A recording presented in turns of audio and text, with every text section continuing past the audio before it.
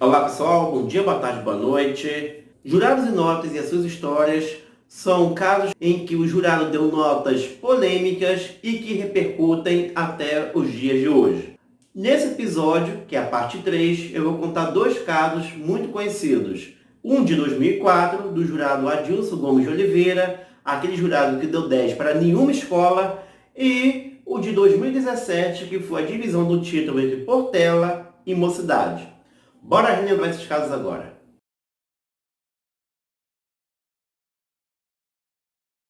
2004, ano que teve 4 escolas favoritas ao título após os desfiles: Beija-Flor, Imperatriz, Mangueira e Viradouro.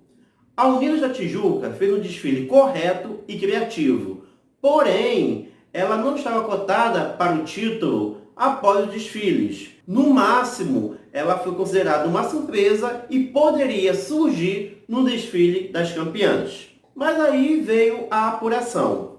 E a Beija-Flor disparou logo do início, e na leitura do quesito conjunto, até o terceiro módulo, estavam embolados ali na disputa pelo segundo lugar a Mangueira, Unidos da Tijuca, Viradouro e Imperatriz. E a Mangueira, ela estava com 4 décimos à frente da Unidos da Tijuca, que até então estava em terceiro lugar, que era uma surpresa, pois, como eu falei, ninguém esperava que a Tijuca pudesse ficar tão bem colocada na apuração. Aí veio o quarto jurado do quesito conjunto.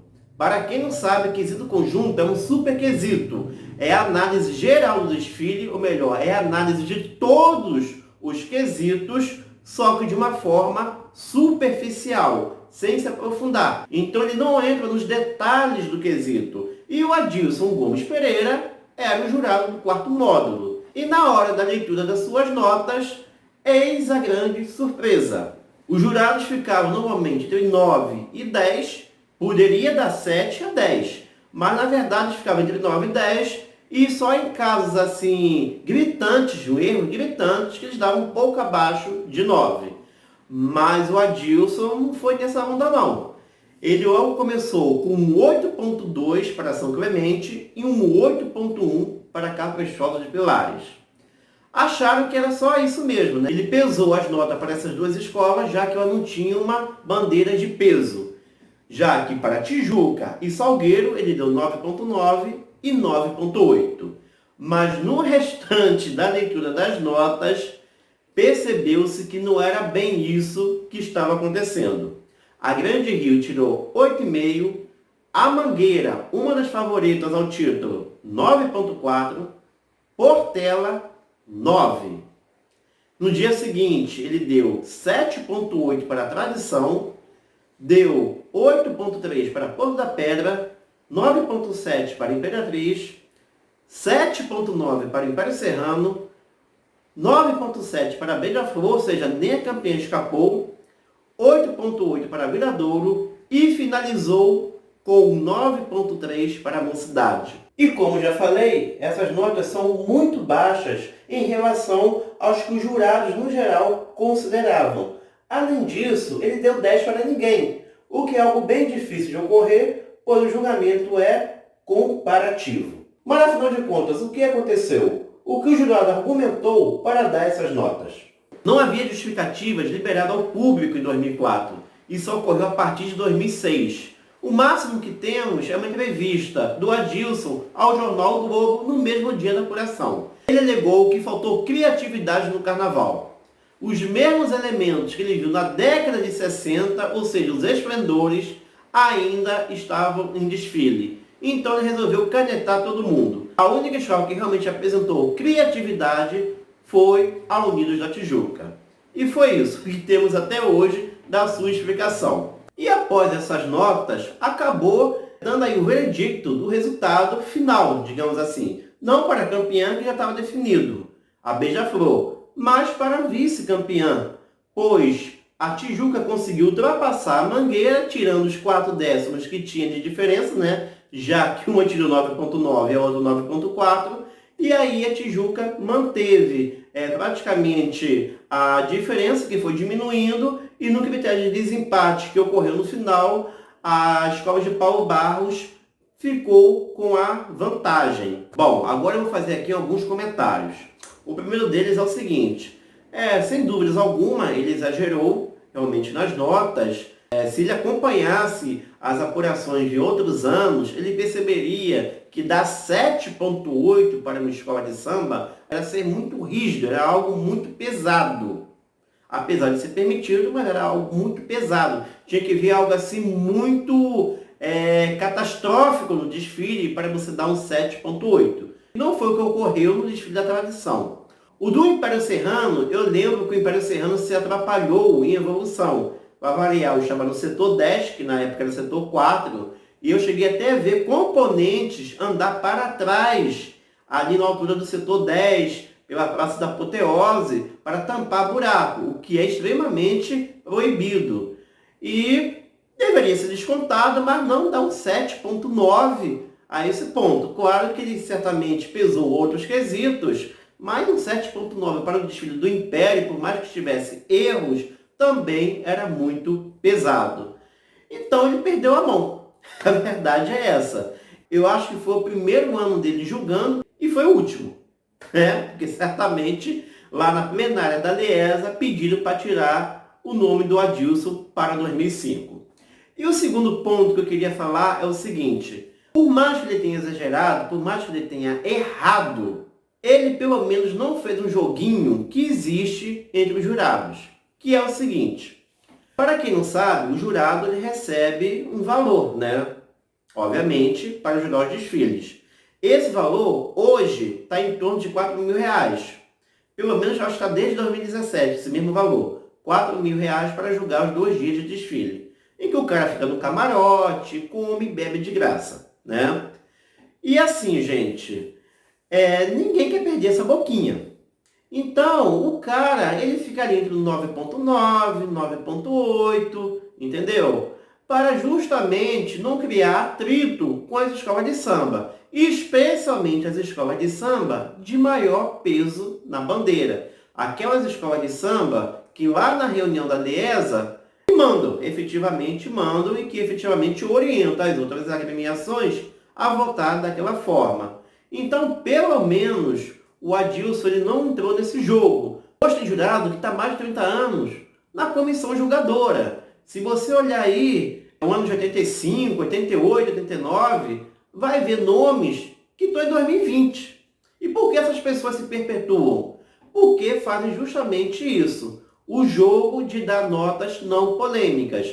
9,8 no mínimo e no máximo, obviamente, o 10 para ficar quietinho e ninguém lembrar o nome dele. Tá bom? Então apenas esse detalhe que eu acho positivo no julgamento do Adilson Gomes de Oliveira.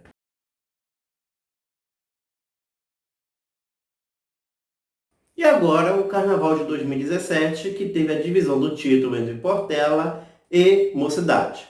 Mas como isso se deu? Qual é a história por trás dessa divisão do título?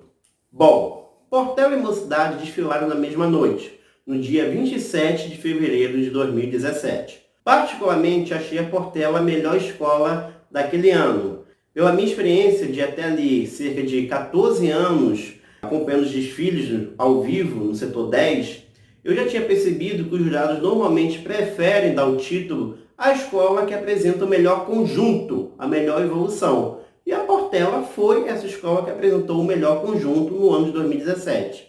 Então eu saí da Sapucaí meio com uma certeza de 90% que o título iria para a Azul e Branco de Madureira. E aí veio a apuração. A Portela recebeu uma grande quantidade de notas 10. Só que tinha um pequeno detalhe, o descarte da menor nota. E a Mocidade ela tirou vários 9,9, 9,8. Só que eles eram únicos por quesito.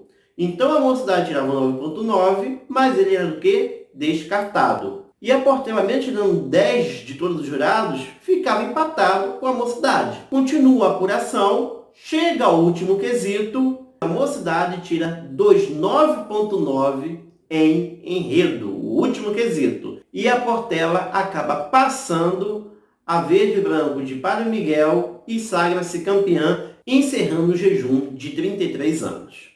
Bom, então parecia que Aquilo que eu tinha previsto, né, havia se confirmado. Portela campeã, então parecia que tinha acabado o carnaval naquele 1º de março.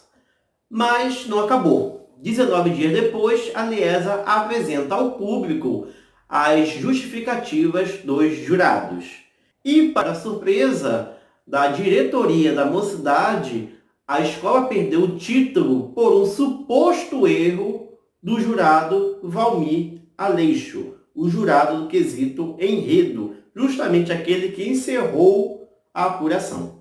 O jurado alegou que não houve a presença de um destaque que estava previsto no livro Abre Alas, que é um roteiro que a Liesa dá para os jogadores. Estava previsto que a Camila Silva viria como destaque de chão com a fantasia O Esplendor de Sete Mares. E essa fantasia não apareceu, esse destaque não apareceu, e para o jurado isso dificultava o entendimento do enredo, que era sobre Marrocos.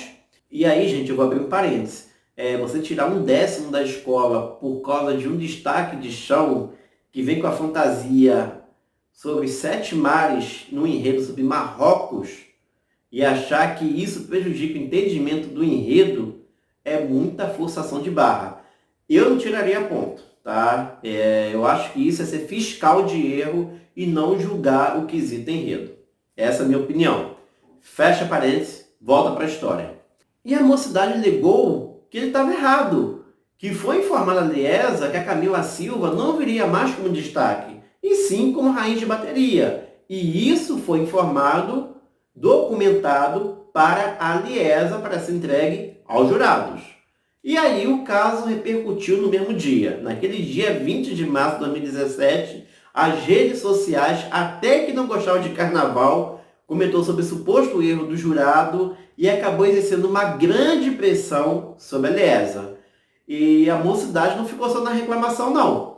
Ela foi à Liesa e exigiu uma plenária pedindo a divisão do título entre ela e a Portela, pois não era justo, ao ver da diretoria, que a escola fosse punida por um erro que não era dela.